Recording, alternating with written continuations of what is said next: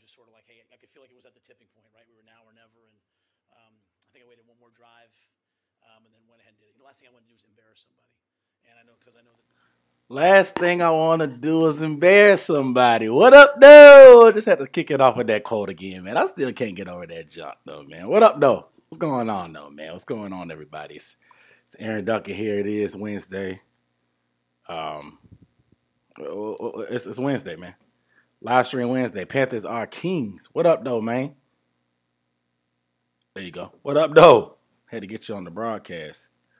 What's going on with you, man? It's Wednesday. Shameed. What up, though? What's going on, man? What's going on with y'all, man? What's up with y'all people? What's up with y'all people? What up, though? My boy Corey Jameson in this thing. What up, though? Hey, man. It's Wednesday. We got a lot of things to talk about on the agenda. Man, I got to get set. I'm so discombobulated. I was a little bit delayed. I'm not going to lie. I was a little bit delayed doing this. I said 7:50. Then I said 8. I had to go run and get some food, man. I had to run and get some food. Then, of course, I got to get the pregame festivities, a.k.a. the Red Cup, so I can be ready for it. Today's episode or session or whatever you want to call it, it's going to be a very special one. We're going to talk about a lot of things. Say, why are they playing with our feelings with Deshaun, bro? It's who knows, man. But I don't think he's going to get traded at all. If you follow me on Twitter, you saw this. But I don't think Deshaun Watson is going to get traded at all. I think all these reports coming out about them being close with the Dolphins, if they were that close, it'd be done by now. You know? Like, they're putting this out there because they're not getting the offers that they want. And they want to get rid of him before the bye week. If they don't get rid of him before the bye week, they have to wait till the offseason. When the offseason comes, the legal stuff is going to work itself out. Whatever's going to happen is going to happen, where he gets exonerated or found not guilty or whatever happens with the lawsuits and the criminal case, obviously. That's going to happen. So you'll have a lot more clarity. So the trade value will plummet. They're talking about they want 3 first-rounders and stuff like that. It would be better for them to go ahead now, especially now that the NFL says that they expect that he won't go on the commissioner's exempt list because he hasn't been charged or anything. But his trade value is not going to be any higher than it is right now because there's a bunch of unknown. Once we know stuff, they're probably going to end up having to settle for maybe a couple picks here or there, depending on the situation, if they can even move him after that. Because he may get suspended probably for a year anyway. So he's not going to play this year. He's going to be out next year, depending on what happens with the cases. These teams aren't going to budge on that. So I don't think he gets moved at all anymore. And with the Panthers backing out of it, that was probably the smartest thing they could do if they really wanted to get him. Obviously, talking morality aside and what's going on, just from a business standpoint, strategic standpoint, you wait it out. It's not worth mortgaging your future for that. Wait till the offseason, see what his value is. Maybe you can get him for the low. You stole Stephon Gilmore. Maybe you can steal Deshaun Watson. That's how any team should be thinking. But it's all about the Houston media that's putting these narratives out there about them and the Dolphins being right there. And they're just working out compensation or working out what to do with the picks or the conditions of the picks. That was cap. And then you got the Panthers. All these teams coming out today. Even the Panthers, like I said, talking about they weren't really interested in him. They're pulling out of the sweepstakes. They're not pursuing him for now. Basically trying to clean it up. They saw the backlash that was catching on Twitter. Now they backpedaling. Backpedaling at the Hall of Famer Charles Woodson. Backpedaling.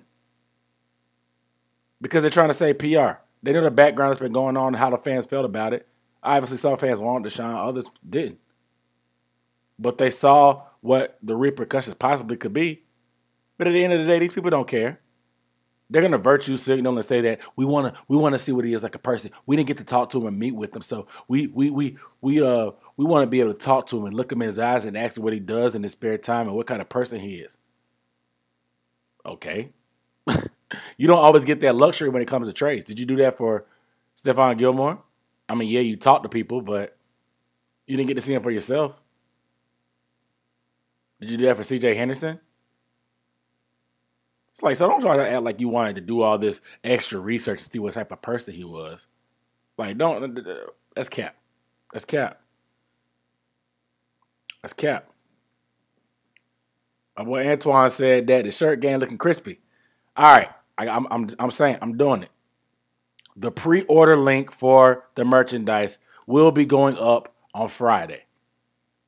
I'll drop a video to announce it too, I guess. But make sure you are subscribed and have the bell icon on because I will be doing a pre-sale where you get a discount if you order during the pre-sale period. It's not going to be for long. I'm not going to hit y'all in the head. But the pre-sale, you will get a discount if you order on the pre-sale. You will get a discount if you order during the pre-sale. Okay? So make sure you are stayed tuned to that because the merch will be launching Friday. The website will be going live. We'll be able to put in orders if you want to get shirts. I got a variety of colors. Will Brown, what up, though? I know you've been asking about that merch. Friday. I'm not playing this time. So the Ravens on the bye week. Shout out to the Ravens, man. Shout out to Lamar Jackson. Y'all got a tough division this year. Panther League, what up, though?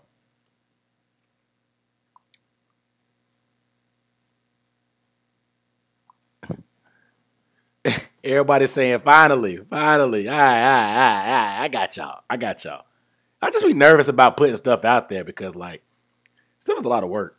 And I just bet, I don't know. I ain't going to get into the details of it. I just be feeling weird, man. But I got to get over that stuff.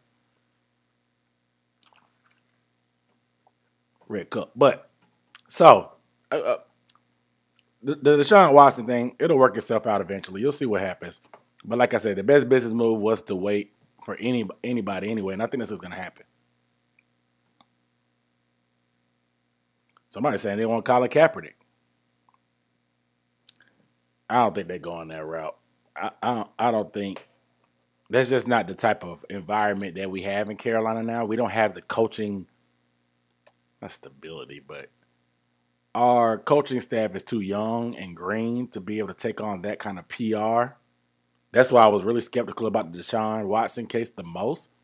They're out here trying to baby Sam Darnold and playing these mental gymnastics. So bringing in a guy like Kaepernick, it ain't going to work. Now bringing home Cam, it to me, and I will, and obviously I tell you guys, I'm a Cam fan. I got the Cam jersey right here in the frame. When it comes to Cam, I would love for him to come back.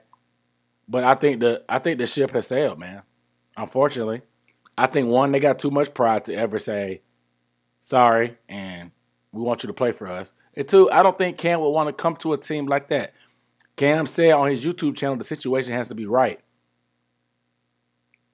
I don't think he wants to go to a place where he's the same age as the offensive coordinator and Joe Brady, where he went with an inexperienced head coach like Matt Rule and stuff like that, and a suspect offensive line. That situation doesn't seem right. And then if they did go with Cam, they would literally just be doing it because all the fans have been asking for it. It would not be because they legitimately want Cam on the team. So I don't want it to be, for Cam's sake, I don't want them to bring Cam back unless it's going to be genuine, and I don't see that happening because I don't see them swallowing their pride on the ownership and Panther side, and I don't see Cam wanting to play for this type of coaching staff in this type of situation. That's just how I feel about it, unfortunately. Chris 2030, what up, though? Said, go Braves. Yes, sir. The game on right now, actually. I got the Hawks and the Braves on tonight. Hawks and the Braves on tonight. I've been watching the Hawks a little bit. They down 5 right now. I know y'all love y'all some Hornets, but the Braves doing it. The Braves doing it. And, oof, almost homered. I can't get my Roku to work. I got it on my phone. All right, we got some questions, too. Super Trebo said, do I think Carolina will bounce back in Atlanta this week? I got a weird feeling the Panthers are going to bounce back big on offense this week and win big, possibly. It's gut feeling. Hey, man. I put it on Twitter. Where all the magic happens. I put it on Twitter. I live in Georgia. If y'all don't know, I live in Georgia. I was born and raised in South Carolina. That's why I'm a Panthers fan. Born and raised in South Carolina. I moved to Georgia in 2009. Okay? But Obviously, I rock with the Panthers. Football's always been my first love. I adopted the Atlanta Hawks because I wasn't really into the NBA like that until about 2014, and it just so happened to be the season that they went to the conference finals. Good time to get in, obviously. And I've been rocking with them since. I'm not a big baseball fan, but I don't know when I'm going to ever see a championship parade when it comes to the Hawks or the Panthers. So I'm jumping on the Braves bandwagon, pushing them. Hopefully they win the World Series. I can go to a championship parade here in the city. Nevertheless, when it comes to playing Atlanta, I've been to every Falcons-Panthers game here in Atlanta since 2013. Obviously, last year didn't count because of COVID. Nobody could go. But the Panthers have not won in Atlanta, besides last year, with me in attendance since 2014. 2014, that's 7 years. You know how much money? I spend at least $150 every time I go see these guys. At least $150. The tailgate is cool. Getting drunk, going to the game, yelling is cool. But when you lose to these Falcons fans and you have to live in this city, it is not fun. It ain't fun. I'm tired of this. Like, I've only seen them win once in person against Atlanta down here. Obviously, I've been to a couple other games with Atlanta. I went to the one in 2015 in Charlotte where we won 38-0. I went to Houston a couple years ago. They won. But I went to the Tampa game a couple years ago when we were actually decent when Cam was still here. We lost. Cam threw like 3 picks. I have not seen too many games in person that the Panthers have won. I'm ready for a victory. I was there when we were 14-0 and the Falcons beat us down here in Atlanta. It wasn't pretty. It wasn't fun. They weren't good. We were. But it was like the Super Bowl to them. Can the Panthers please just win this week with me in attendance? Can we? I mean, my wife's starting to think that she's bad luck because ever since we've been going to the games together since 2015, we haven't won. So she thinks she's bad luck. She did come to me with Houston, but she's talking about in Atlanta. She thinks she's bad luck here in Atlanta when we play the Falcons. So can we please just break this curse and beat the Falcons, please? Please? Said the Panthers signed Willie Snead. Like you said. Like you said.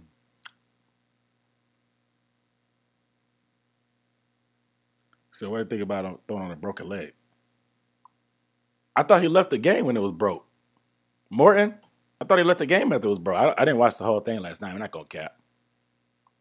It's hard for me to sit down and watch the full game of baseball unless I got money on it. He said, I can't go, bro. Just stay home. The ticket's already bought. Antoine said he tired of losing, period. He don't care where it's at. Said wide receiver dropping passes because of the QB, not the wide receivers. Need to add some sneak, ain't going to do nothing. I think folks just hurt. They need depth. I think Terrace Marshall Jr. concussion may be a little bit worse than we thought. Obviously, Brandon Zylstra, he's beat up. So we need some depth.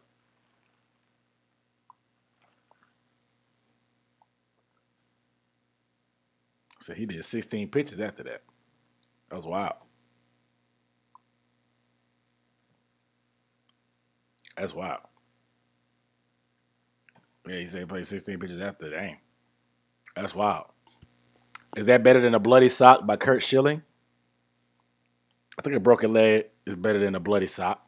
That bloody sock was just nasty. A broke leg is a little bit different. Got Max Fried on the mound tonight. Max Fried is on the mound tonight. So we'll see. But all right, man. We got some topics to get into. There's some topics to get into. Can't sit here and talk Braves all day. But yeah, the Panthers need to win. Let's start off with the older news because I only talk to y'all once a week.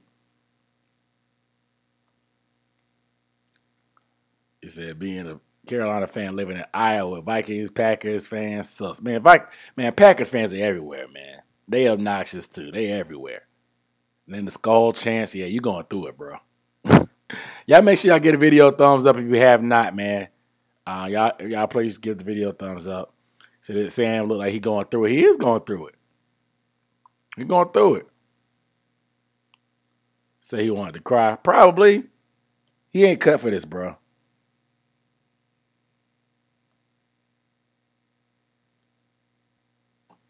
He ain't cut for this. He's not. But all right, y'all. I know y'all saw the drama about Tom Brady throwing his 600 touchdown pass, and then Mike Evans being on the receiving end of that, and then Mike Evans ended up giving the football away to a fan. The fan documented the whole thing. He was going crazy. Come to find out, that was Mike Evans had no idea that was Tom Brady's 600 touchdown pass, so he went to Indian Give. Is that still a thing? Indian giving? He tried to ask for it back. The dude did not say no take backs, so he's a Bucs fan. He ended up giving the football back to Tom Brady. Unfortunately, some sports auctioneers and memorabilia people said that football could easily be worth over $500,000 because Tom Brady's first touchdown pass football was sold for like $470,000 recently. So it's his 600 touchdown pass probably somewhere clear over $500,000 because Tom Brady could play for forever and make it to 700, but I doubt.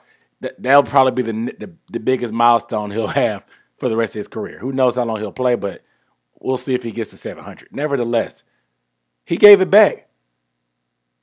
And Tom Brady even joked about it, said that he lost all leverage when he gave it back. Now everything else is consolation. The question is, would you have given it back? I would not have. Tom Brady just got here last year. I know he delivered y'all a Super Bowl, but you have no loyalty to him. It's not like he's been there for forever like a New England Patriot. I'm not giving that ball back. I'm out of there. I'm out of there as soon as I get the ball. I'm out of there. And come to find out, the total compensation he ended up getting was 2 signed jerseys, a helmet from Tom Brady, a signed Mike Evans jersey and Mike Evans cleats, $1,000 in team store credit, 2 season tickets for this current season, the rest of this season, and next. Okay. And 1 Bitcoin. 1 Bitcoin. Okay, 1 Bitcoin is $63,000. Crypto is on fire. People are like, oh, he got all that stuff. He got the memories. He got the clout. He'll be okay. No. Guys, we're talking about $500,000. Season tickets probably what? Let's say if he's sitting as low as he sat there, season tickets are probably 30 grand. Okay, let's run it up. 30 grand. $1,000 of team store credit, that's $31,000. Signed Mike Evans jersey, that's probably worth a couple $100. So they had $1,000 on that. That's $32,000. 2 signed jerseys that are not Tom Brady's jersey.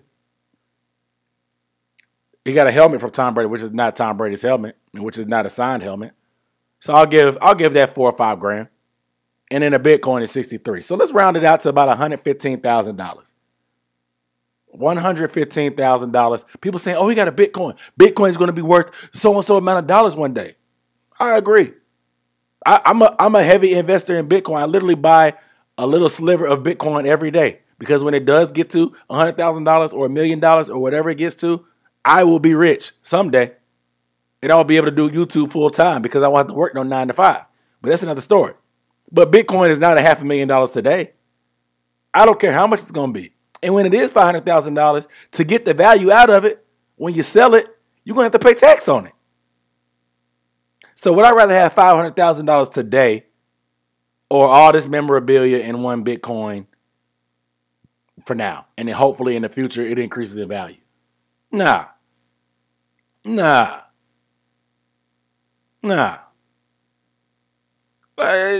doesn't make sense. Because like I said, Bitcoin is $63,000 today. Who knows? Bitcoin could evaporate into dust and something could happen. People just, like all countries just outlawed it and banned it. I doubt it's going to happen because like I said, I'm invested. But who knows what can happen with Bitcoin? $500,000 in your hands? Nah. I'm not going for it. I need the 500 bands. Fam. I need the 500 bands. Corey said, I need 500K, please. Say blocked his own blessing. Yeah, trying to be a good guy. Ain't no good guy. No.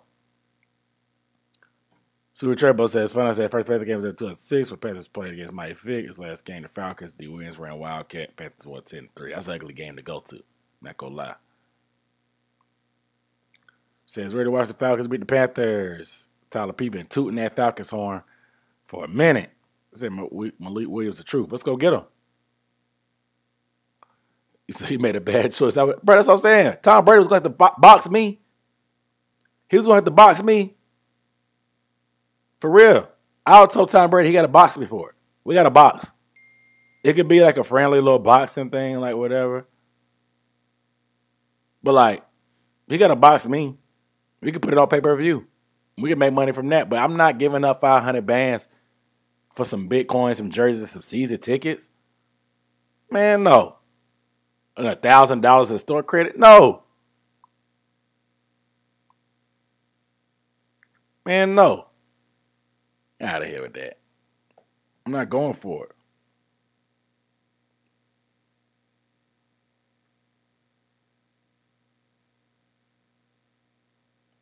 I'm not going for it. But nevertheless, I haven't seen a trade this bad. I haven't seen a trade this bad since the Panthers traded a 2nd round pick and a 4th round pick for Sam Darnold. I have not seen a trade that bad. That wasn't an even trade.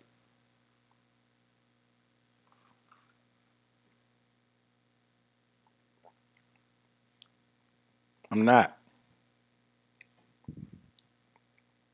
Wasn't a good trade, man.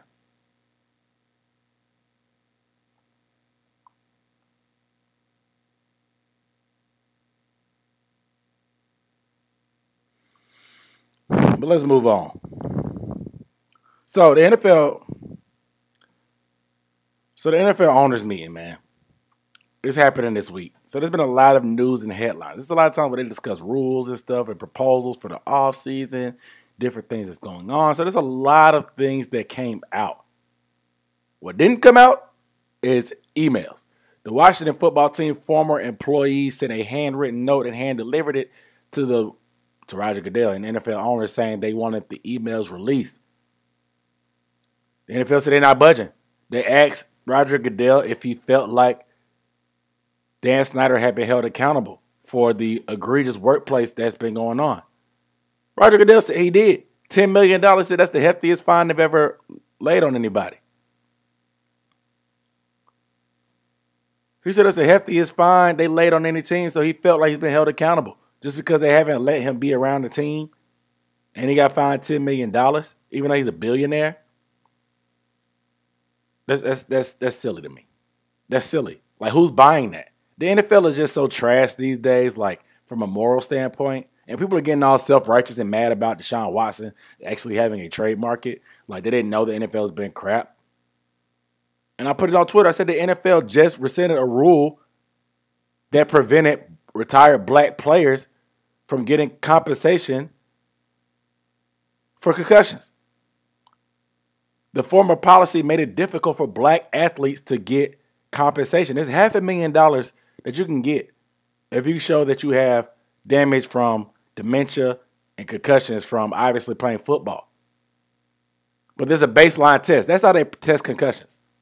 When you first come in, when you're normal, they give you a baseline test to see where you're at. See how your memory is, see what you can, They'll give you 5 words to remember. Then they give you all these questions about what's your birthday, what's your mama's maiden name, Then at the end of the test, they ask you those same 5 words again.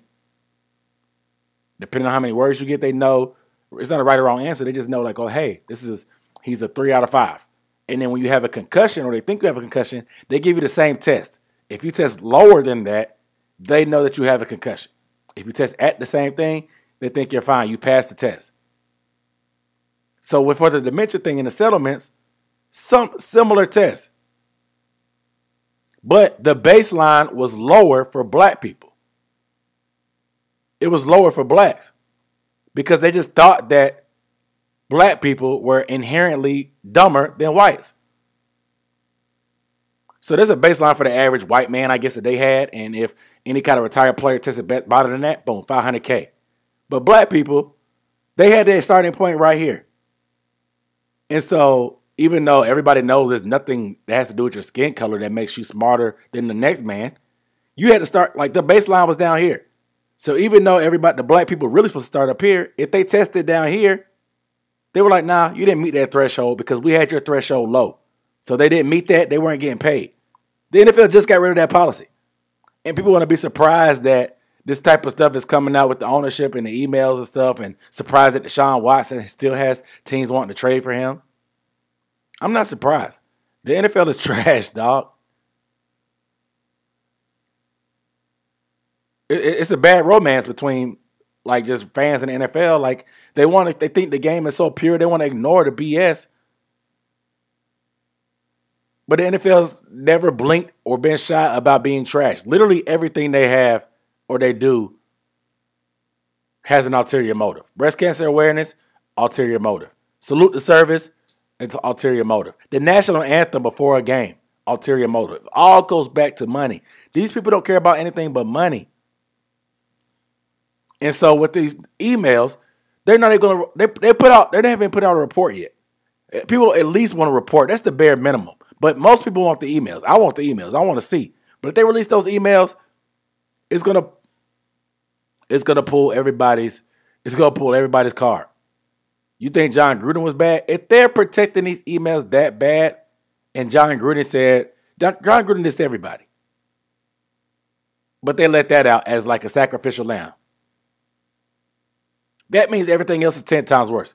10 times worse than, how can you be 10 times worse than Jon Gruden? That's how you know. If they're not releasing that stuff, it's because it's that much worse than Jon Gruden. Jon Gruden dissed everybody. Jon Gruden dissed everybody. I haven't seen that many people get dissed since Tupac dropped Hit 'Em Up.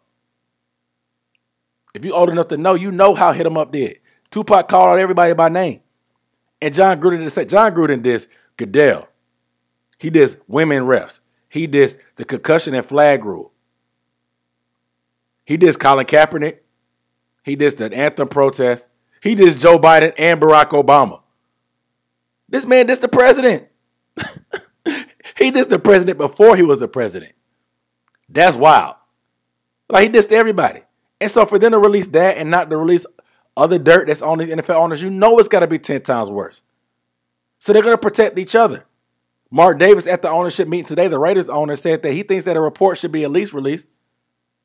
I mean, he's not wrong. They released this long, drawn-out report about Deflategate with all this science and stuff behind it, but they won't put out a report for the football team that's serious findings. Deflategate was BS in my opinion. But this is serious matters. They don't want to release any kind of transcript. They trash. Not a report, they're trash. No emails, they're trash. Congress is going to try to get some info out of them, but they're trash. Mark Davis just feels like, hey, if I went down, why do I have to be the one? Why couldn't it happen before the season? Why couldn't it happen after the season? Y'all had these emails. Y'all doing us dirty. All the other owners are kind of like just saying about face, saying that, yeah. This ain't, Snyder, he got held accountable. We're good. Let's move on. Mark Davis is like, hold up, nah. Y'all put me out there. Put yourselves out there. Because all the other owners are taking up for each other and saying that, oh, yeah, what happened was fine. Everything's cool. Because they know if all those emails get out, it's going to be bad. Ain't nothing but a bunch of creepy old white men that run this league. And Shad Khan, obviously. Shout out to the Jags owner. But everybody else is just creepy old rich men. So you know it's got to be bad. They don't want that stuff to come out, man. But it needs to come out. Hopefully Congress actually does something. They do everything but the right thing. So this is something that's not really solving world problems, but it'll make me feel better. They need to burn it all down.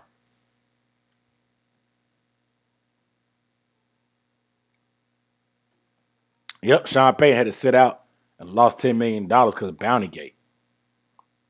I mean, that was bad. That's nowhere near sexual harassment and sexual assault.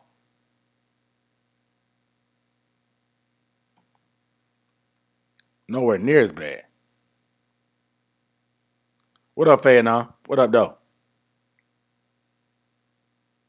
So Calvin had a concussion every week. He had to play through it. Exactly. So just like the IQ test. Yeah, that Wonderlic BS. They be trying to slam black quarterbacks for having a lower score. That's stupid.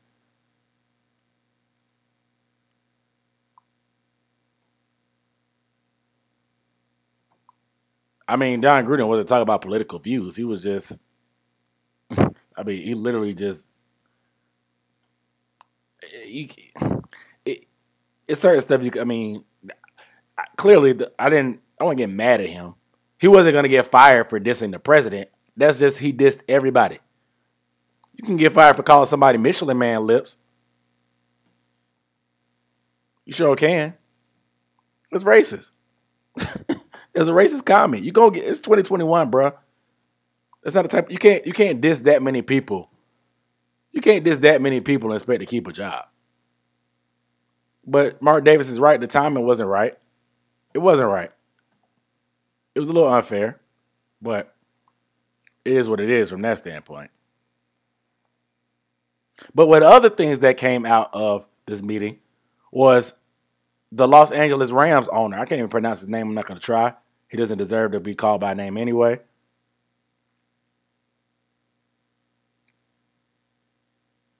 But the LA Rams owner is in the middle of a lawsuit. The city of St. Louis is suing the Los Angeles Rams team and owner and some of the NFL owners also over the move. They said they misled them on their plan to leave St. Louis. They're suing them for missed out revenue and other things like that, saying they pretty much left the city high and dry and moved to LA.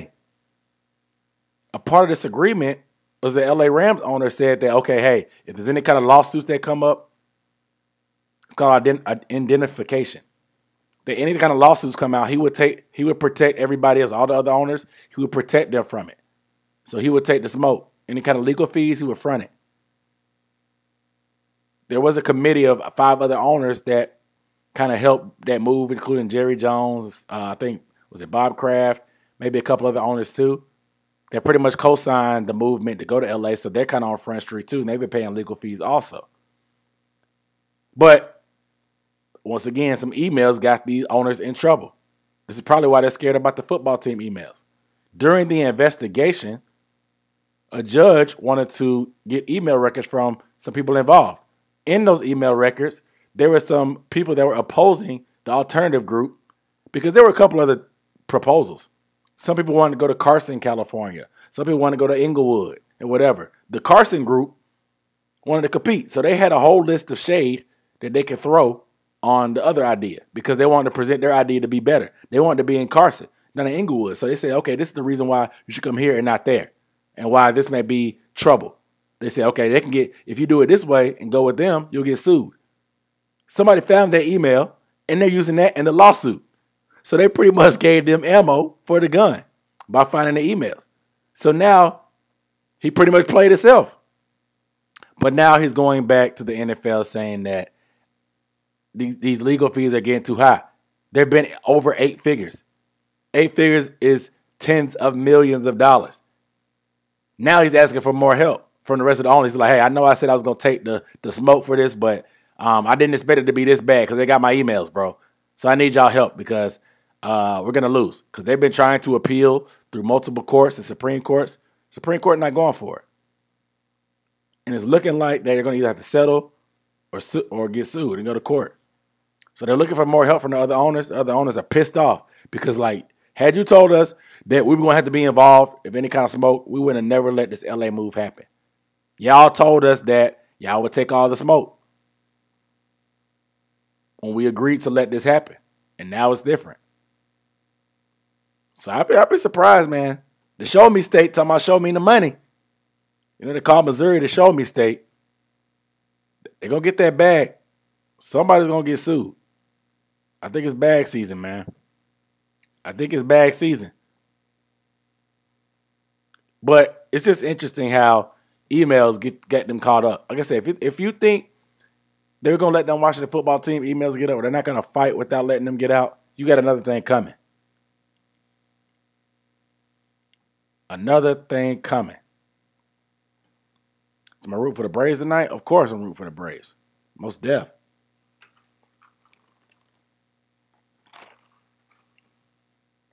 They're trying to get the chop up out the paint, though. Gotta respect the indigenous people. They're trying to get the chop up out of there. Yep, follow the money. The emails gonna get them caught up every time. All right, we got to keep going with these owners, man, because I told you how trash these owners are. I know y'all heard about Cal McNair, the Houston Texans owner. The son of the guy that said that we can't let the prisoners run the asylum in reference to NFL players with national anthem protests and holdouts and stuff like that, just giving them too much power and rights. You know, the NFL, they're way different than the NBA. They have a lot more popularity, in my opinion, an American popularity. But the power structure is terrible. The NBA knows that the players drive the league. They don't wear helmets in the NBA. It's all about the players. LeBron changed the game where he hopped around from team to team. Now there's no loyalty to squads. There's no shame in being a bandwagon fan in the NBA. So you have to get behind the players. In the NFL, teams have been in certain cities so long. It's been pushed about loyalty. Don't worry about the players, worry about the whatever. That's why people hate Cam Newton fans so much, because they feel like they're bandwagoners. But it's always been pushed like, hey, the shield. Oh, this is the team. It's the jersey. It's a name on the front of the jersey, not the back of the jersey. Team first, team first, team first. Versus basketball is more an individual thing. So the power is a little bit different.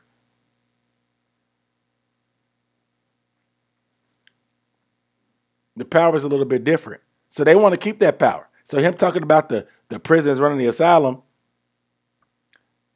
like I said on Twitter, if the father said that, there's a saying about apples, a tree, and gravity that will let you know that the comments that Cal McNair, the son, whatever he said, was not surprising.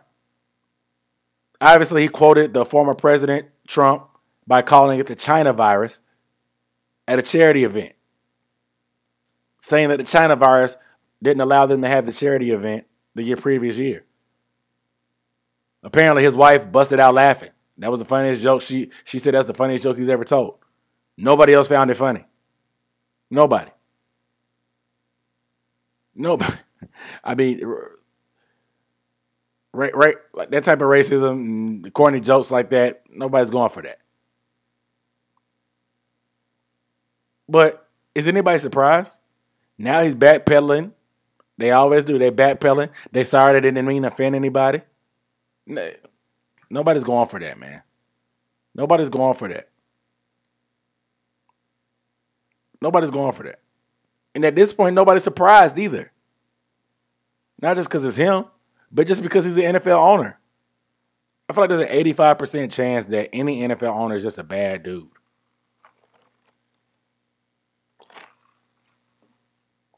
You know, I always say, I don't have any racist bone in my body. I feel like every NFL owner has at least one racist bone in their body. At least one. But that's just the way it is. It's a country club of old, rich, or wealthy white men. It's Shah Khan. Like, there's going to be a lot of those older type, old money guys that were born in a time where there were separate bathrooms and separate water fountains and stuff like that. They still think the same. They're too rich for anybody for them to be affected by cancel culture or being in diverse settings and stuff like that or caring about that stuff. All they care about is the bottom line, man. So I'm not surprised by Cal McNair's comments at all, man. Calling it the China virus. I'm not. But let's move on, man, because Mike Tomlin's been in the news recently. Mike Tomlin has been in the news recently. I don't know what happened to my camera. Mike Tomlin has been in, there we go. Mike Tomlin has been in the news recently, obviously, because he had a soundbite. Somebody asked him about the USC rumors, him leaving the Pittsburgh Steelers to go to USC. Mike Tomlin promptly went off. He was like, he didn't know where it came from. He was like, I have the best job in the world. I have ultimate job security. Why would I be connected to a college level job? He's like, there's not a booster with a big enough blank check to make me leave my job. Now, Carson Palmer is the one that, I guess he's been helping them out with their coaching search, USC. He's a USC alum, Heisman winner. He put out Mike Tomlin's name. I don't know if he was legit or he just wanted to start some BS because he played for the Bengals and Mike Tomlin was a rival of his at the Steelers. I don't know. Mike Tomlin has been a head coach of the Pittsburgh Steelers for 14 years. He has never had a losing season. Mike Tomlin has never had a losing season. There's only been 3 head coaches in the history of the Pittsburgh Steelers because when they pick coaches, they get it right. They invented the Rooney Rule. Literally, Mike Tomlin is a product of probably the Rooney Rule, and he shows why under the radar black coaches really have the ability to coach just as good, if not better, than any other coach out there. Mike Tomlin is, after Bill Belichick, probably has the most job security in the NFL. The Steelers are one of the best franchises in NFL history. They've been good for forever. Like, why would he leave for college? Like, nobody. Mike Tomlin's been coaching grown men. Nobody wants to deal with 18 to 22-year-old snotty-nosed guys. They whine and cry. They hit the transfer portal. So I don't understand why. Like he said, they're not trying Sean Payton with that. They're not trying Sean Payton.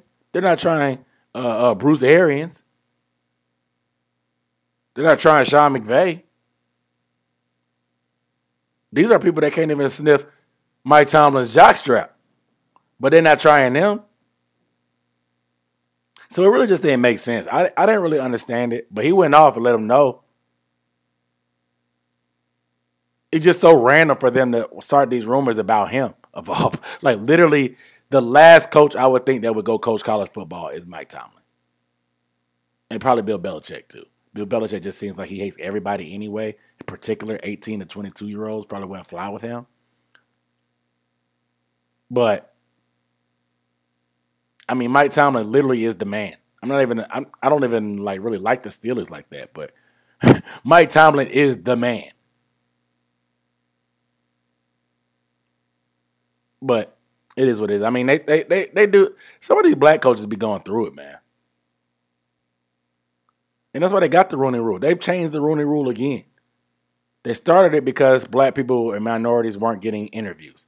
It didn't really work much. So last year they started giving out draft compensation if you hired one. I think the Saints, the Falcons, who else? A couple other teams. They hired guys. The Jets too, because Robert Saleh. So they're going to get compensation, but it didn't really give the effect that they wanted to.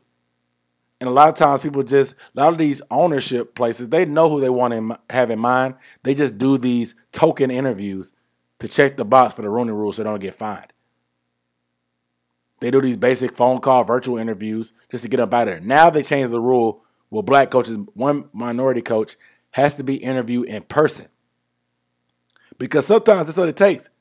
Mike Tomlin was very under the radar, but apparently his in-person interview just blew them away. Mike Tomlin was a D coordinator for the Vikings, but apparently his in-person interview just blew them away. He came out of nowhere and became the coach. Nobody knew who he was. Now he's a Super Bowl championship head coach. Like I said, never had a losing season. They're going to hire guys that look like them and feel like them, these type of white owners. So they literally have to bend their arm backwards and them give them ice cream because the extra draft picks is ice cream. So they bend their back, put their arm behind their back, twist their arm. Is making them do it, but then they reward them for doing it. So it's like, it shouldn't be that hard. Guys like Eric Bieniemy should have had a job. Then they try to throw dirt on his name talking about the off-the-field stuff. Nah. Especially when guys like Adam Gates are legitimately on drugs. Came to a press conference on drugs. But Eric Bieniemy, he can't get a job. Like I said, these owners are going to hire people that look like them or they can relate to or they want to. Look at David Tepper and Matt Rule. They're like a carbon copy of each other. That's the reason why David Tepper hired him. Matt Rule clearly unqualified for a 7-year contract, $63 million. But a guy like Eric Bieniemy, a Super Bowl winning offensive coordinator, everybody named Mama has vouched for him, but he can't get a job. Come on, man. But like I said, we'll see what happens.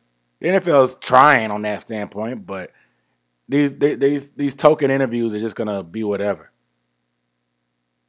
Because that's what happened with the Panthers. Our interim coach was black. Perry Fuel, the interim coach, he got an interview knowing he had no chance of being the head coach of the Carolina Panthers. But they checked that box. These owners will find any way to get around this stuff, man.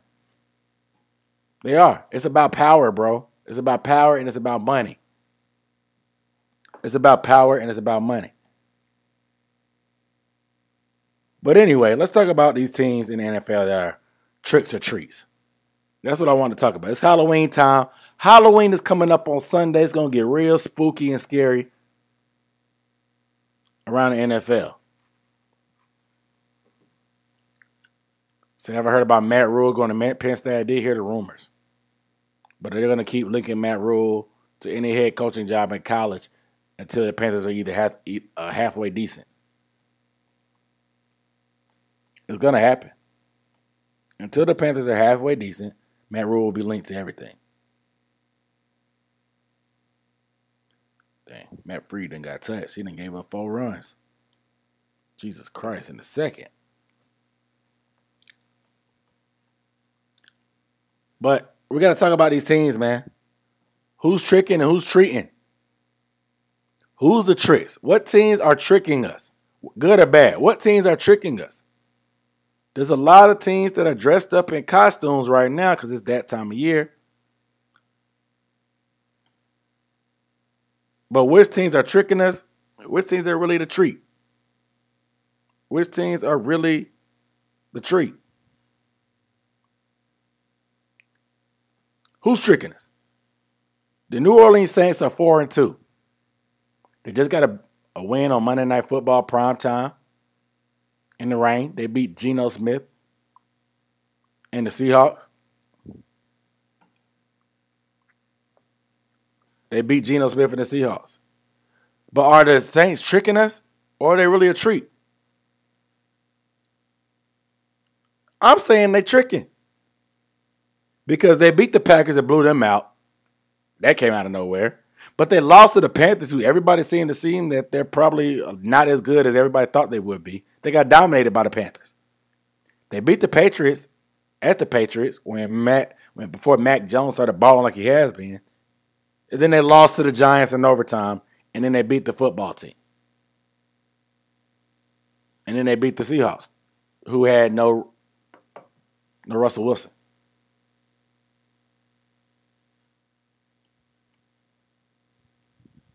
I'm going to say like I said, I'm saying they're tricking us. Ain't no treat over here. They tricking us. You got a big win against the Packers, but that was out of nowhere. And you lost to 2 bad teams and the Panthers and the Giants. And you beat up on the Seahawks without Russell. You beat the football team. You beat a rookie quarterback and Mac Jones and the Patriots. The New Orleans Saints are tricks. I do not believe in them. They are imposters. I'm not a fan of them either, but I think they're phony. Coming up, they got the Bucs this week. Then the Falcons, the Titans, the Eagles, the Bills, the Cowboys, the Jets, the Bucs, the Dolphins, the Panthers, and Falcons. They got some big-time games and tests. The Cowboys, the Bills, the Bucs twice, and the Titans are going to be big tests. We'll really find out that they're tricks, and I think they are. I think they will get exposed in these big-time games. Can they sneak in if they beat up on these scrub teams they're going to play? Possibly. But they don't seem to be that dominant. They're getting players back from injury. Obviously, they have major guys on injury. I'm not going to discount that. But I still think they tricks. I still think they tricks. Okay? Moving on. Moving on.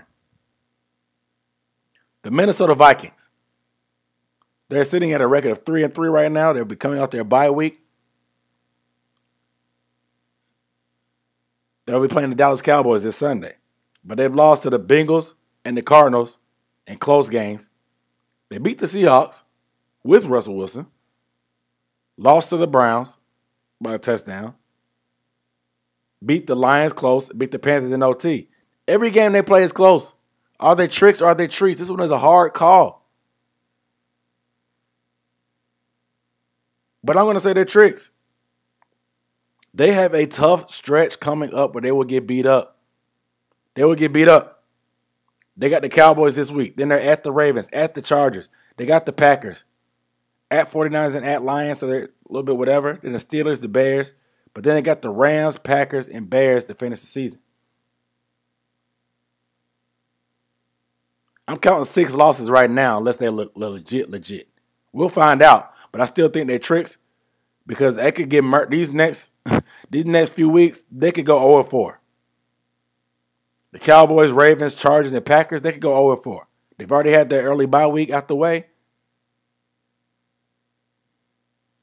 They played close to a lot of good teams, but they got Murderers Row coming up. I think that the Vikings are tricks. I think that they're tricks. They have good losses, but they don't have any good wins. I think they're tricks.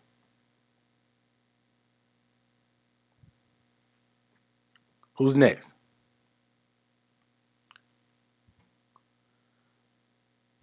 Let's move to the AFC. AFC is loaded.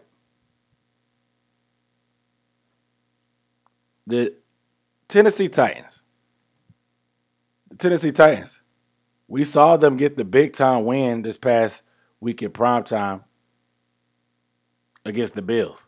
They blew out the Chiefs. They beat the Jags, the Colts, and the Seahawks. They lost to the Cardinals, and they had that one stain. They lost to the Jets.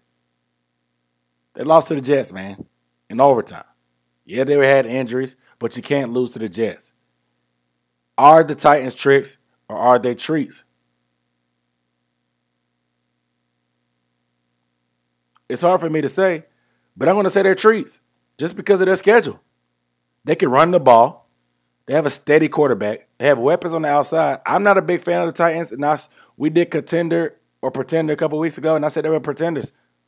But they blew out the Chiefs and they beat the Bills. That was 2 big-time wins. Coming up there at the Colts, at the Rams, the Saints, Texans, at Patriots, Jags, Steelers, 49ers. They have a pretty favorable schedule. I think they're treats. It's hard to tell. King Henry is a dog. I think they're treats. Ain't no tricks this way. I think they're treats. It's going to be hard to stop them with Derrick Henry running the ball. They're pretty balanced offensively. And they got an unstoppable force in the backfield, favorable schedule. I got to go with treat. I got to. Corey said he don't know about the Titans. Can Henry last? He said they're a treat. They got a dual threat offense and decent defense. David Barber said that Titans legit. Said they're legit. Mr. Sandman said the Titans are a treat. Said the Bills are a true treat. I ain't going to question them. I know the Bills are legit. There's a couple teams I'm not even going to question. Next up, the Cleveland Browns. Now, we had them on contender and pretender before, but it's time to put them back on. They're 4-3 right now. They are reeling from injuries. Baker Mayfield's beat up. Nick Chubb hurt. Their top 2 running backs are hurt. 2 stud running backs are hurt. They beat the Broncos. We just saw that. They beat the Vikings in the close, and the Bears, the Texans. So not really any impressive wins thus far, unless you want to count the Vikings. Lost to the Chargers, lost to the Cardinals, and lost to the Chiefs. Are the Browns tricks or are they treats? The Cleveland Browns, in my opinion, are tricks. They haven't beaten anybody. This injury bug is going to kill them between Odell, Nick Chubb, Baker Mayfield. Jarvis Landry just came back, yes. But if Case Keenum has to play an extended period of time because of Baker Mayfield's torn shoulder, they're definitely tricking. They haven't really beaten anybody. Like I said, they got the Steelers, Bengals, Patriots, Lions, Ravens again right after their bye, Raiders, Packers, Steelers, Bengals. So Bengals twice, Ravens twice, at the Patriots. I don't even count the Steelers. And then the Raiders game and the Packers, they could easily lose another 6 to 7 to maybe 8 games depending on their health. If they can get everybody healthy, being able to run the ball with Kareem Hunt and Nick Chubb is a good combination, but everybody's beat up now. It may be too late. So I'm going to say trick for the Browns. Not Oakland, Las Vegas Raiders. Are they tricks or are they treat? Las Vegas Raiders. Las Vegas Raiders are 5-2. They just got rid of Jon Gruden a couple weeks ago because of the emails that we talked about earlier. 5-2. They beat the Ravens earlier this year. Obviously, we saw that in prime time. Their quality wins are Ravens. They beat the Dolphins in overtime. They beat the Steelers by 9. And Broncos and Eagles. The only good, legit team they have beaten is the Ravens. Loss to the Chargers, loss to the Bears. A bad loss. Just coming off their bye week, they'll be traveling to New York to face the Giants, so not a hard opponent. But their next couple opponents are the Chiefs, the Bengals, the Cowboys, football team, the Chiefs again, the Browns, Broncos, Colts, Chargers. So obviously the division is tough, but I'm thinking they're going to lose to the Chargers again. The Chiefs twice, so they have to play them. They could probably split with the Chiefs. The Bengals are good. They got to play the Browns again. They have a pretty okay schedule. Can they get into the playoffs? Yes, but are they really legit? Will they be tested enough for us to really believe in them? I think they're tricks. We'll see how long they can hold it together. They have rallied the squad, it looks like, since Gruden's departure. So we will see. Schmid said the Browns are tricks, the Raiders are tricks. Said, sounds tricky to me. Sounds tricky. Said they tricks. A lot of people saying the Raiders are tricks. I think we on the same page there.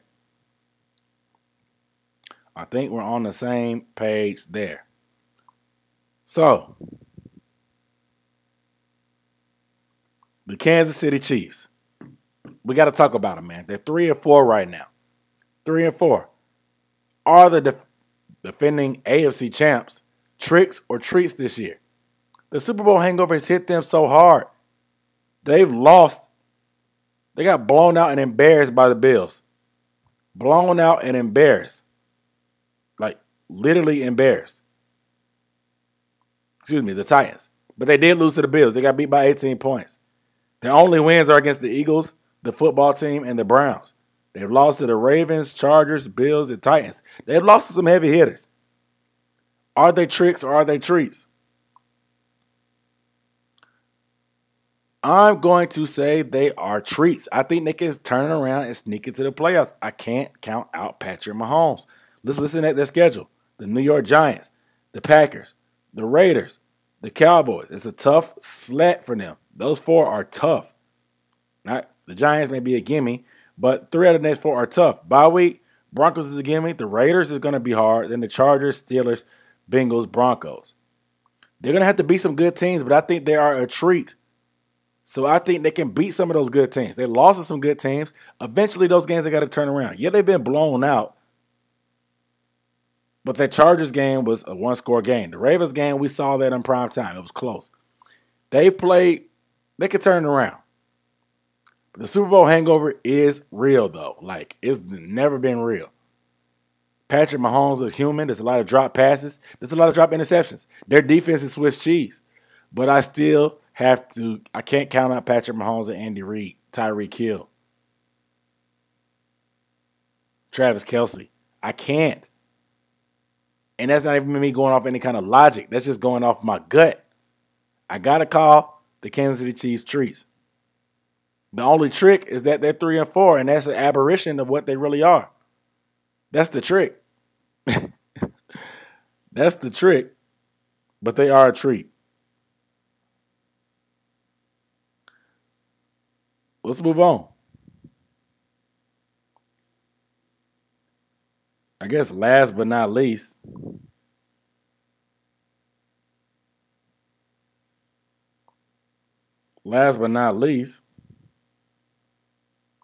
the Cincinnati Bengals.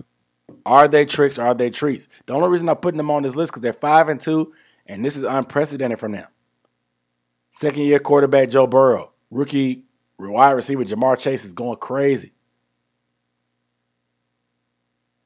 Are the Bengals tricks or treats though? They even got the colors of a jack-o'-lantern in black and orange. Their wins have been against the Vikings in overtime. They beat the Steelers. They beat the Jags. They beat the Lions, and they blew out the Ravens. So now people are calling them legit. But they lost to the Packers in overtime and lost to the Bears. So a bad loss to the Bears and a close loss to the Packers in overtime. Are the Bengals tricks or treats?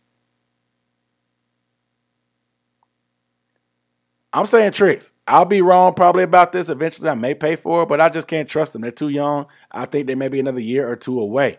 I think the Ravens, maybe they had a trap. It was a trap game. I don't know if you call it a divisional game, a trap game.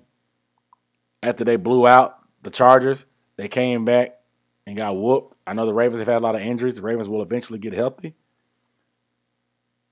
But their only quality win is against the Ravens. And it just happened to be a blowout.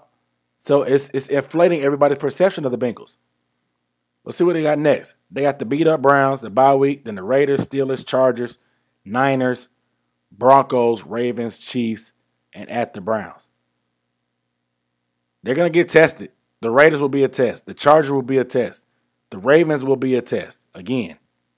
And the Chiefs will be a test. We're going to find out. We're going to find out. I still believe in the Ravens. Don't really believe in the Steelers. So maybe the Bengals get in, but I still think they're a year away from being taken seriously as a contender in the AFC. They're up top right now. They are definitely at the top right now of the conference and the division, I think. If I'm not mistaken, it's the conference too. But it's too early for me to believe in the Bengals right away. They're too young, inexperienced from the coaching staff to the roster. Maybe I need to look a little bit closer. But they're orange and black. It doesn't get more Halloween tricking than that. It doesn't. I do like Joe Burrow. I love Jamar Chase. Not a huge Joe Mixon guy. That's mainly for fantasy football reasons. But I got to wait and see. I'd rather be late to the party than be early and wrong. You know what I'm saying? I'd rather be late to the party on the Bengals. That's what my style was. When I was in college, I used to be early to the party. You know what I'm saying? I show up to the club before 10, get in free, wait for all the females to show up, pregame while I'm there, scope the party out, see how it is. Because I didn't have the money and I didn't have the luxury of being late. But that's not how I'm approaching the Bengals. That's not. I'd rather be late to the party and be wrong and have everybody telling me you missed the party of the century than get there early and fall flat on my face. I'm not letting the Bengals fool me. They can fool y'all, but they ain't tricking me. They're not tricking me. Says Jamar Chase greater than DJ Moore. I mean, definitely got a better quarterback. But I think you got to do it you got to do a bigger body of work, in my opinion.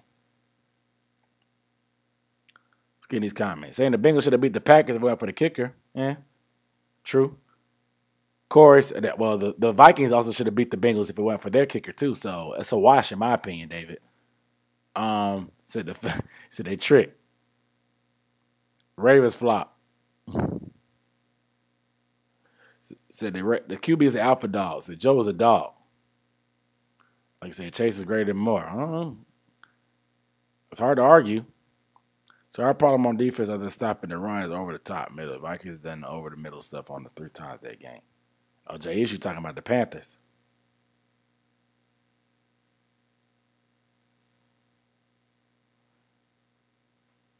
Yeah, the Panthers got a lot of issues, man. I'm still hoping they can turn it around when Christian McCaffrey comes back, but I ain't too hopeful. I have really no idea what the long-term plan is.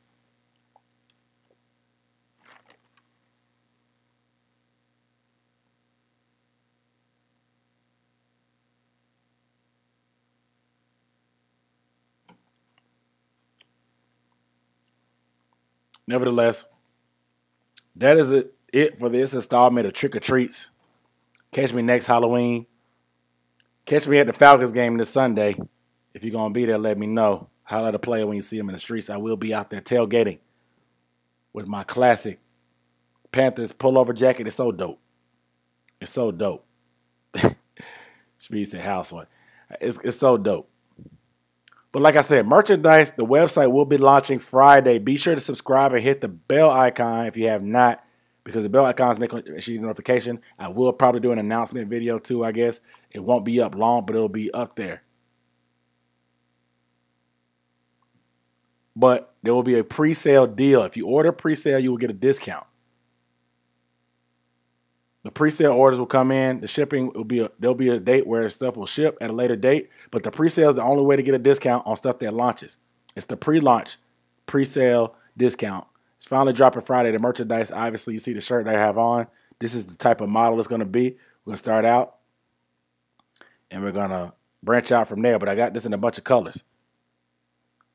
Catch me at the Falcons game. David Barber says Panthers 5, Falcons 38. It's a very random football score. Very random football score. I bet you the Lions lose this weekend, though, David.